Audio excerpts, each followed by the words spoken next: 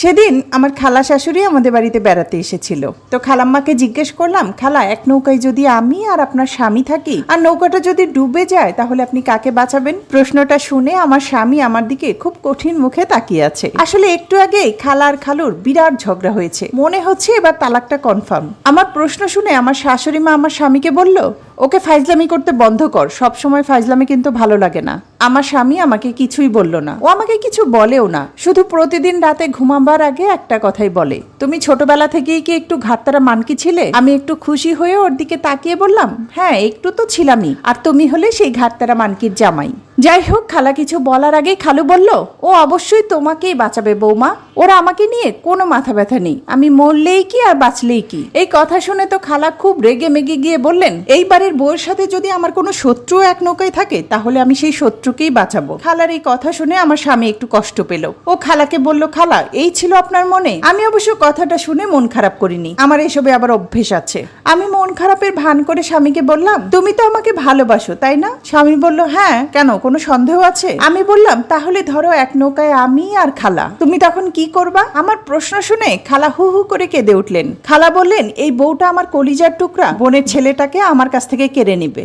আপা, তোর বৌমার মতো শয়তান মেয়ে আমি আগে কখনো দেখিনি। খালা আমার স্বামীর দিকে তাকিয়ে বলল, তুই বলে দে, আমাকেই ডুবে মরতে দিবি তুই? পরিস্থিতি এখন অন্যরকম। আমি স্বামীর দিকে তাকিয়ে আছি। হঠাৎ আমার শাশুড়ি মা এসে বললেন, ওই নৌকাতে আমিও আছি, তুই যে কোনো একজনকে বাঁচাতে পারবি। এই শুনে খালা আরো জোরে হাউমাউ করে কান্না শুরু করলেন। কাঁদতে কাঁদতে বললেন, আপা তোর কি দরকার ছিল নৌকায় উঠবার? আমাকে একাই মরতে দিতি, এখন তো তুইও ডুবে মরবি রে আপা। আমার স্বামী এসব শুনে ঝরঝর করে ঘেমে যাচ্ছে। সবাই মিলে এখন আমরা আমার স্বামীর দিকে তাকিয়ে আছি। আমার এত সুন্দর স্বামী ফ্যাকাশে হয়ে আছে। ও শুধু একবার বলল, তোমরা সবাই মিলে নৌকায় কেন উঠবা? তোমাদের তো রিক্সাতে ওঠানো যায় না একসাথে, সেখানে নৌকায়? খালু তখন বললেন, যেহেতু নৌকায় উঠেই পড়েছে তুই উত্তর দিয়ে দে না বাবা। আমার স্বামী খালুর দিকে করুণ চেহারায় একবার তাকালো, সে টিস্যু দিয়ে পুরো চেহারাটা মুছলো।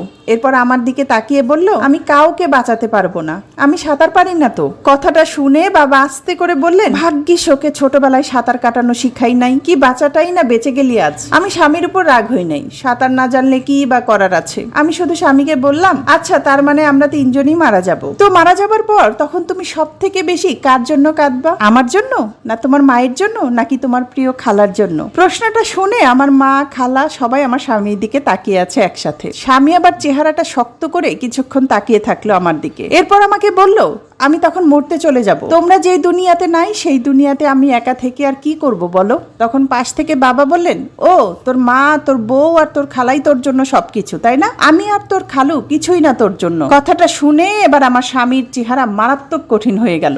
তারপর অসহায় চোখে বাবা আর খালুর দিকে তাকালো। এরপর বলল, তোমরাও তখন আমার সাথে মরতে যাবা, কেউ নাই দুনিয়াতে, তোমরা আর একা একা থেকে কি করবা? চলো একসাথেই তিনজনে মরতে যাই। সুন্দর এই মজার গল্পটা লিখেছে অর্ণি শওকত। বউ আর মায়ের চাপে ছেলেরা সবসময় অসহায়, বোকা জামাইরা শুধু ফেঁসে যায়, আর চালাক জামাইরা ঠিকই সবাইকে সবকিছু মানিয়ে নেয়।